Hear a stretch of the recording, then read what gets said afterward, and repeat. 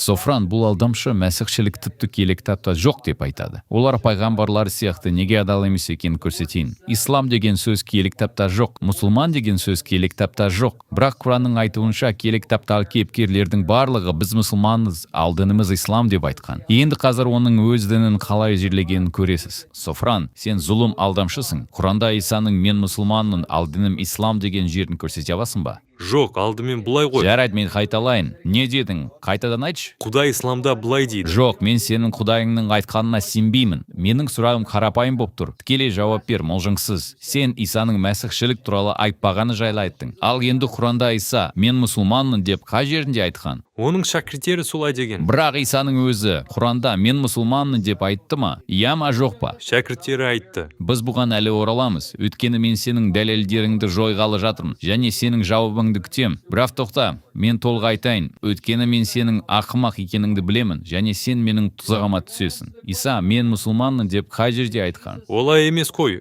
Жоқ. Сен сұраққа жауап бересің бе, әлде мен сені қуып жіберейін ба? Иса мен мұсылманмын деді ме? Жоқ, бірақ ол. Тоқта, қайтадан айт. Иса Аллаға табын деді. Мен басқа сұрақ қойдым. Сенің адал бола алмайтыныңды білем. Өйткені сенің пайғамбарың адал емес еді. Сонымен сен Исаның мен мұсылманмын деп айтпағанын мойындайсың ба? Ал енді екінші сұрақ. Құранда Иса дінім ислам деді ме? Жоқ, бірақ бұлай ғой. Асықпа, қорқақ сияқты қашпа. Жоқ, ол ондай сөз айтпады. Керемет, сен бұны өзің айттың. Бәрі естіді. Ал енді шәкірттер өздерін мұсылманмыз деп атады ма? Иә. Енді мен сені құртамын. Петрдің бірінші хатын аш, 4-ші тарау. Петр, біз мәсіхшіміз және бұл біздің атымыз деп айтты. 1 Петр 4-ші тарау 16-шы аят. Ал мәсіхші болғандарыңа бола жәбірлесеңдер, онда ұялмаңдар. Керісінше мәсіхтің атымен аталғандарың үшін Құдайды мадақтаңдар. Енді сенің критериің бойынша Құран деген жалған жазбаңда Иса мен мұсылманмын немесе дінім ислам деп қай жерде айтқанын көрсет. Ал шәкірттер өздерін мұсылманмыз деп қай жерде айтты? Содан кейін мен саған жаңа өсиетте Исаның нағыз шәкірттері өздерін мәсіхшіміз деп айтқанын көрсетейін. Егер адам мәсіхші ретінде азап шегетін болса, мұсылман ретінде емес, олар ұялмай, бірақ осы есімді алғаны үшін Құдайды мадақтау керек. Сондықтан сен шығарған критериің бойынша жерлендің. Сен өз алдауыңа батып кеттің. Сен тақырыпты өзгерттің. Менің дәлелім басқа болған. Жоқ, мен тақырыпты өзгертпедім. Сен пайғамбарың сияқты алдамшысың. Соны көрсеттім. Егер сен менен Иса мәсіхшілік жайлы қай жерде айтқанын көрсетуді талап етсең, онда мен сенен Иса сенің жалған жазбаңда ислам деп қай жерде айтқанын сұраймын. Мен сенің жалған Құдайыңды жою үшін бірдей критерийді қолданамын.